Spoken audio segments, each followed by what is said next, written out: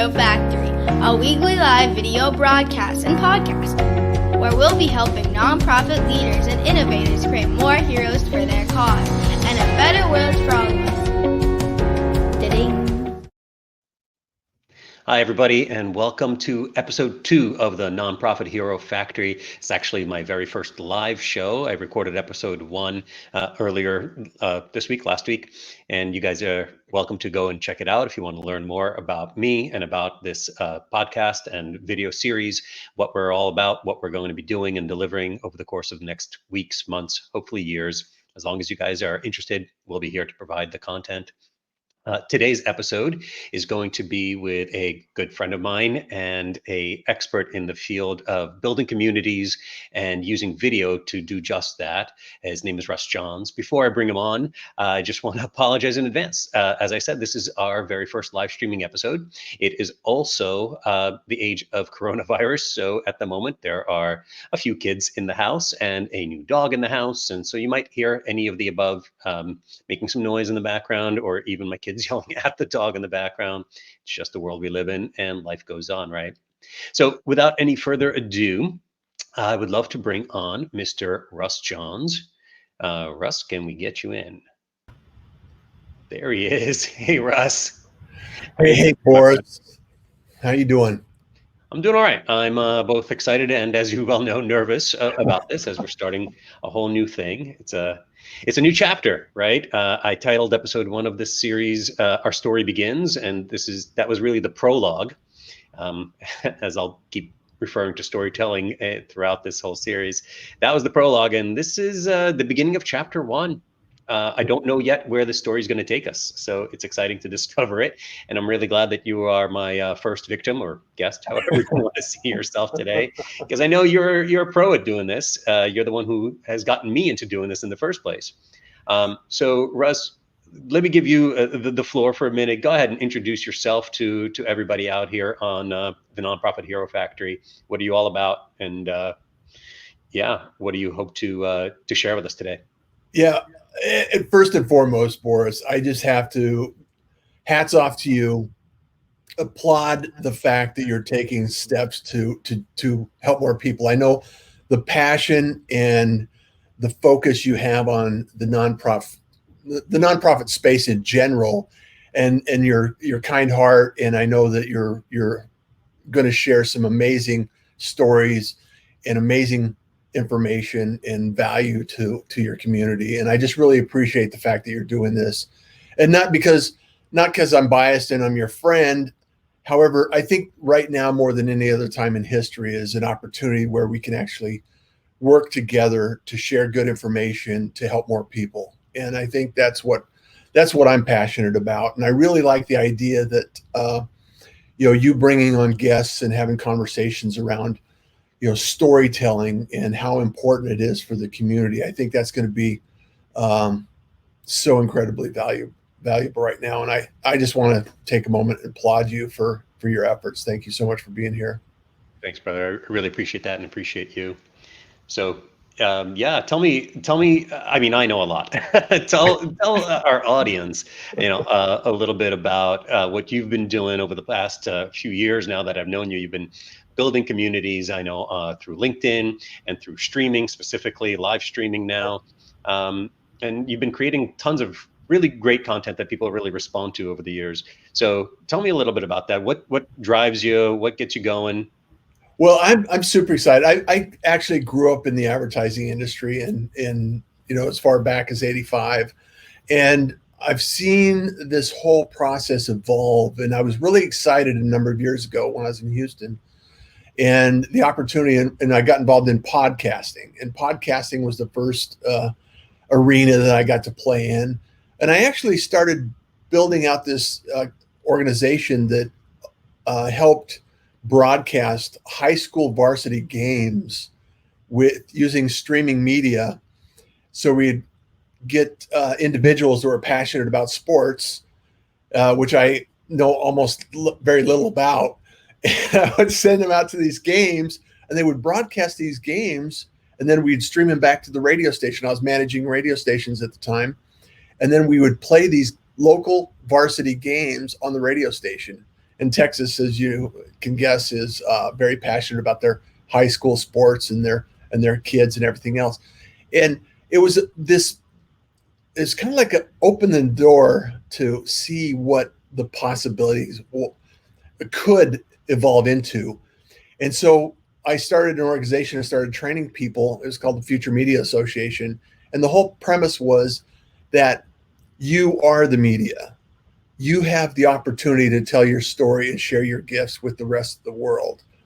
And by using some technology and how it's evolved is the opportunity for us to share these stories. And I think especially in the nonprofit space, it's really important for people to understand what you do, how you help, and where you can take people and assist in their mission in your organization. So with that, I've built a number of communities.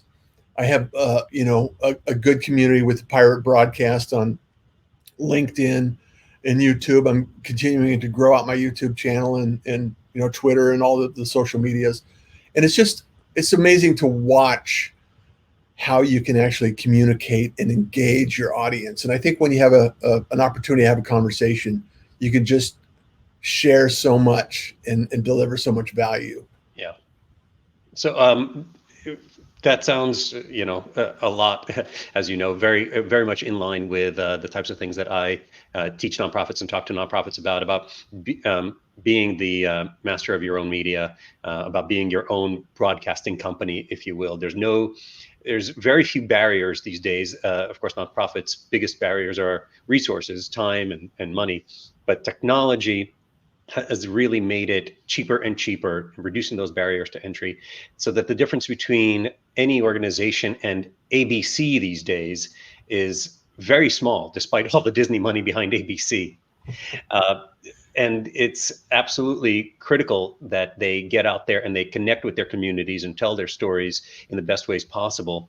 But oftentimes, like I said, nonprofits will struggle with the resources of it. Whether they just feel like it's too much to take on, or they feel like they can't afford to do it. What should they be doing? What are you seeing out there that's working? What are you advising people to do just to even get started without spending a ton of money and to start building that kind of community? That's a great question. And I think the word that pops into my head right now is activation. And the reason I'm so passionate about video is because it quickly allows an organization to, even using a smartphone, they can actually take and record something about something that's taking place, or a communication that needs to be shared, or something that is available to the community to activate others around the community. Say, for instance, I'll give you a perfect example is that I'm working with an organization that builds prosthetics for people that are in rural areas in third world countries, and they use technology to scan limbs so they can quickly process prosthetics. And as a result of their video, they've been able to tell their story to more people. So all of a sudden there's an awareness, and that video can actually be shared, and you can see the lights in the eyes of these children, and you can see the parents and the opportunities that they have, and the people that are involved and engaged are so motivated and emotional and passionate about what they're doing. So, and that's not impossible to transfer to a written word or an image. However, the beauty of the video is that then the nonprofit can take that and share it again and again until they close the internet. So it'll be there. Right. And I think that's the value is you can do it once and share it multiple times. And I think there's a transfer of energy there that takes place. Yeah, video is definitely one of the most powerful, if not the most powerful tool today that we have.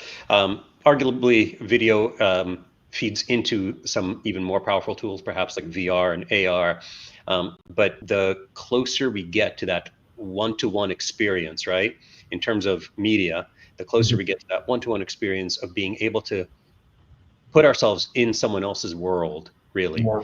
And we can't help it, right? We have these neuroreceptors and transmitters, and we release these chemicals in our brains like dopamine and oxytocin and what is there's four that I normally talk about, that really creates empathy and connection to someone else. Yeah. And as soon as you do that, we're genetically programmed to respond to it, Yeah. and we can't help it. We start to trust. We start to want to help someone who is in need. So absolutely, video and that first-person storytelling as often as possible, right? That'll get you there the closest.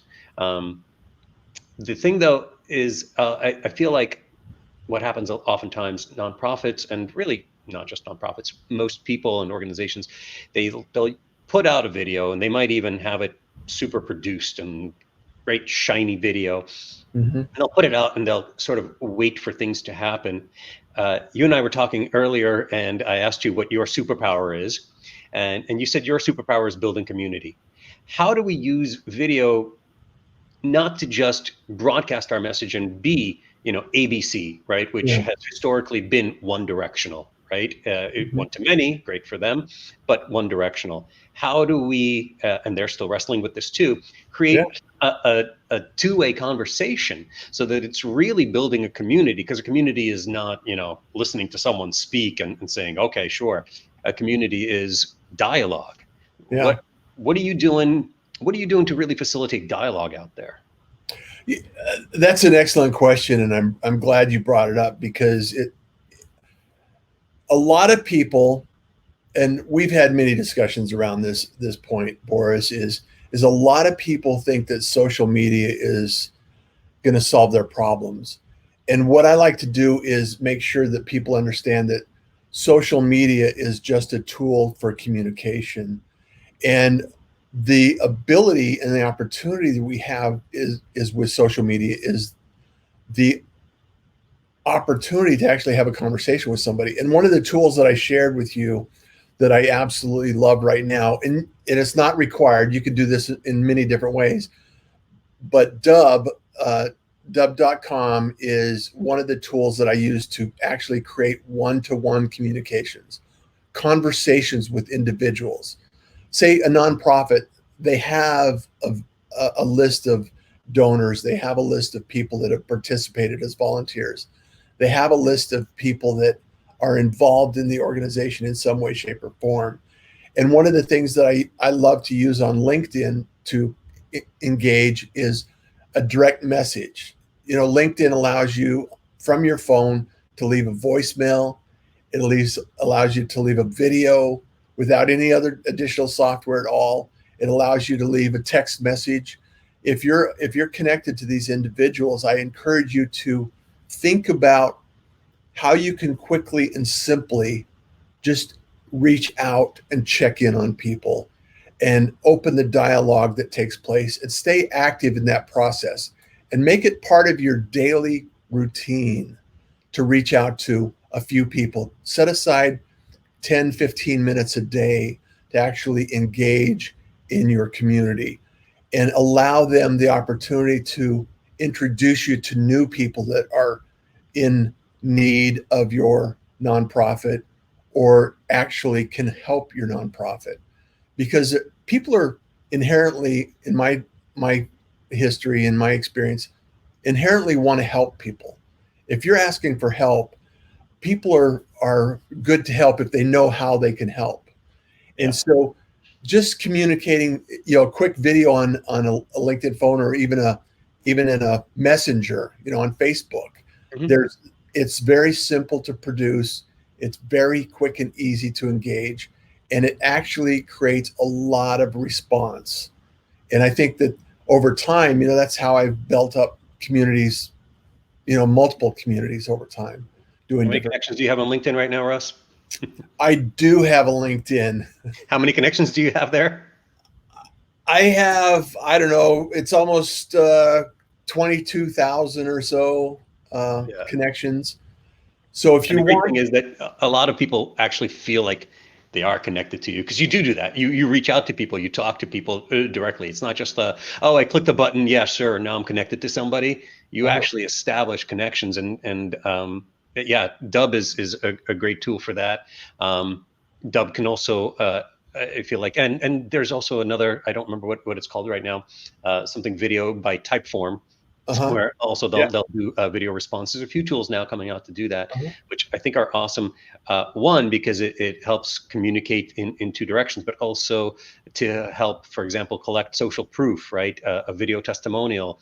uh-huh, Um, I I'm fascinated by behavior and behavioral change. One of the formulas that has really stuck in my head from a couple of the different books that I've been reading lately is behavior equals motivation plus ability plus trigger, or maybe it's times ability times trigger. And you talked about the trigger. If they see the video and if you ask for something, right, that's the trigger. uh-huh. Ability these days, technology like Dub, like Typeform's new tool, and even just plain conversation, Facebook Messenger will Yeah. allow you to do this, right? That Mhm. it makes it super fast and super easy to just open up your phone or open up your webcam and record a quick video and shoot it back. And Yeah. now you've got this a bidirectionality, so you're actually being social rather than preaching, Yeah. and b you the motivation is partly in the ask. The trigger is right there, the call to action, and the Mhm. ability is super simple. You've now got a behavior change formula that is super simple to use. Yeah. And and you know, to take it a next step, Boris, is with Dub, I actually have been able to, within Dub, I can create a Dub video and say, Boris, I really thank you for being on my show. I want to be able to explain to people your experience and kind of if you could share something. And then you can actually reply in video. And what that does is it allows the opportunity to be involved and engaged. And if you could do that with your community in the nonprofit space, that is huge because when you can offer ownership, and it's like all of a sudden that connection is like, hey, I'm part of a bigger thing here. I'm part of a movement that's helping individuals or helping animals or you know uh, save the park or whatever it happens to be. There's so many opportunities that what happens is you collect and you acquire and you start working on a mutual goal that everybody understands what their part of the equation is. And there's a lot of ways you can do this, and I love Dub because of what it's been able to do for me, and the conversations that it started, and the conversations that I continue to have with that tool. And inherently, it's the ability and the opportunity to actually share this video and start a conversation, because you know starting the conversation and continuing to stay engaged is the key benefit here. Yeah, and I just want to reiterate that there's just a few tools out there. I just looked it up. It's Video Ask by Typeform, right? Uh-huh. Dub is great, but it's not the only thing out there. It's one of the things I'm constantly, for lack of a better word, preaching is, the best tool is the one that you have and can use right now. So Mhm. whatever is most easily accessible, I think is great.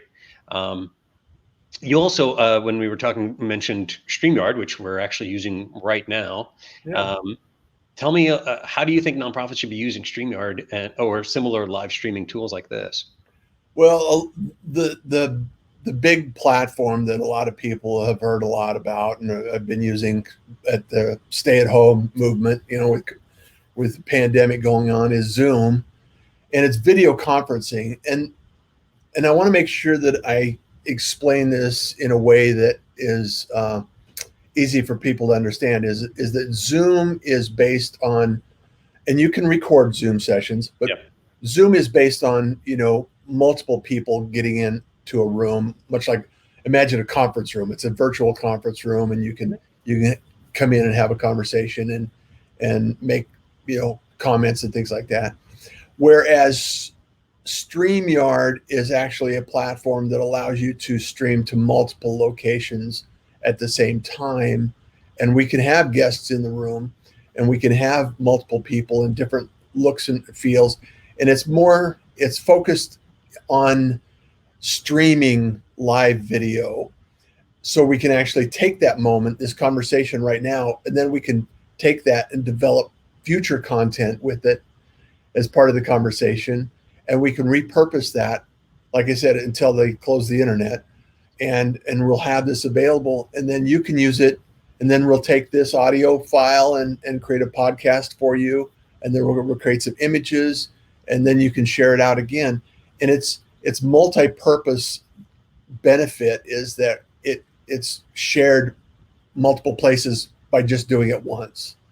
And So that's exactly what we're doing with this show, right? We're correct. streaming it live. Right now, I think we're just on Facebook and Periscope. YouTube already, and Periscope. Yep. And then hopefully soon we'll get LinkedIn as well. Yep. And people can interact. Also, that's the other thing. So Zoom, you can stream live, I think, to Facebook and possibly even to YouTube. I don't remember, but the interactive portion, StreamYard is great at, bringing in, if anybody makes comments, they flow into the StreamYard window as well. And then you can keep it up there, but you can also repurpose it, right? So we're going to take this, and we're going to set it up as episode 2 of the podcast, which people can hopefully subscribe to and download on whatever their favorite podcasting platform is. And by the way, for those of you listening, watching, all of these tools, whatever we mentioned in shows, we're making it a point to put into the show notes for easy access. So if you go to npherofactory.com, or specifically for this one, npherofactory.com/EP2, episode 2, it will redirect you to the full show notes page where we'll have links to all this stuff, as well as more info on Russ and everything that we're trying to do.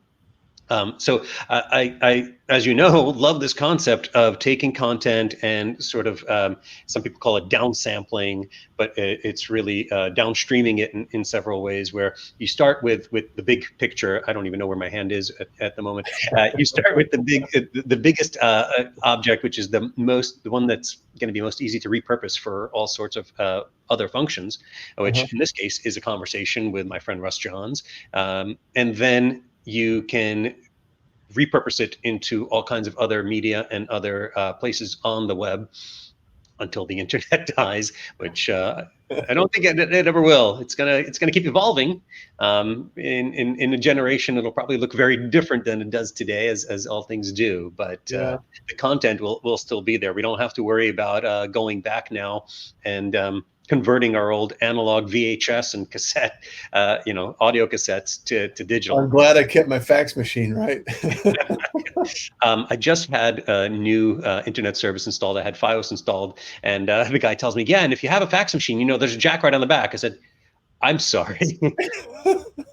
What? The first fax machine I remember was in 1987, I think, and I thought it was exciting new technology. But today, if somebody says fax, I tune out. I can't. And I understand some people are, still comfortable with that technology, and good for them that it exists. But we've moved past the analog age, and now that we're in the digital era, there's no going back. So any content that's currently created can and will outlive all of us in so many different ways. The trick, though, I think, and Russ, you said, it'll live on forever. You could keep using it. I think the trick is to keep repurposing it and reinfusing it with substance, right? So in a few years, maybe live streaming won't be as important as it is right now, but parts of this conversation are still going to be relevant and can still be used even just for archival purposes, but also the concepts that we're talking about of communication, of bidirectional communication, right? Those are going to even outlive the media. And so I think there's many ways. I think one term that I used to use for this is upcycling, right? Uh-huh. So we're going to downsample this content, but we're also going to upcycle it in the future because we might be able to compile a series of things. Like I might ask a specific question throughout all of these and then have a bunch of people answering it. Right now it's content around one specific subject, even though we talked about 15 different things during this episode. Yeah. Well, and here's the thing, that the thread that pulls it all together, Boris, and this is what I know that you're passionate about, is helping nonprofits have a clear, concise story that everybody understands is key to their evolution. Because whether you're sharing it today, a year from now, or 10 years from now, as long as the story and the message are clear and concise, people will always understand and appreciate what you're looking to accomplish. Yeah. And that's what you bring to the table. And that's what I admire you for. Is I'm all over the map and I could ramble all day. However, you've always been one that can reel it back in and saying, okay, how does that support the story? How does that? Yeah. And that's the principles that you share with so many nonprofits right now, is the ability and opportunity to help them craft that story. So whether it's a year from now or 10 years from now, that story is still relevant. And I think and the stories can evolve. The only thing I'm going to add to that, Russ, and thank you for that, but clear, concise, and I'm going to add a third C just because we're in C's, and say compelling, right? Yeah, absolutely. It has to draw you in. It has to call you to action, right? I love the hero's journey paradigm for these things, and the Hollywood interpretation of the hero's journey, if you will. So yeah, clear, concise, and compelling, and it's possible that your story will evolve over time. It should. Sure. Nothing should stay the same forever, but at any given point in time, it should. I encourage people to have a guide to help them with those stories too. So yeah. You've helped me many times, so I really appreciate what you do and the talent that you have. And what I think I can attribute that partly to my own OCD, where if something doesn't fully make sense in my brain, I will obsess over it until it does, which is a great trait in some respects and very frustrating for some people in my life. Well, we're kind of in the opposite end of the spectrum there. It's like, hey, just make it happen. Everything works out. It's like, yeah, and both are totally valid, and that's why I need someone like you in my life to help me kind of balance that. So I appreciate you, buddy. Well, thank you so much for having me on the show. And Boris, I know this adventure is going to be challenging at times, amazing at others, and regardless of where it ends up and how far it takes you, I know that you'll have success and you'll help many people in your future, because that's who you are and that's what you do. So, Russ, I feel like you just made a toast at my bar mitzvah.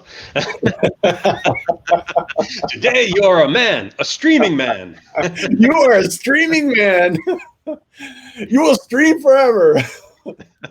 Thank you, brother. I appreciate you. I hope everyone will go and check out russjohns.com. The link to that is also, of course, going to be in the episode show notes, so that people can get to know more about what you're doing, including helping people like me get our own word out, and of course, helping nonprofits get their word out.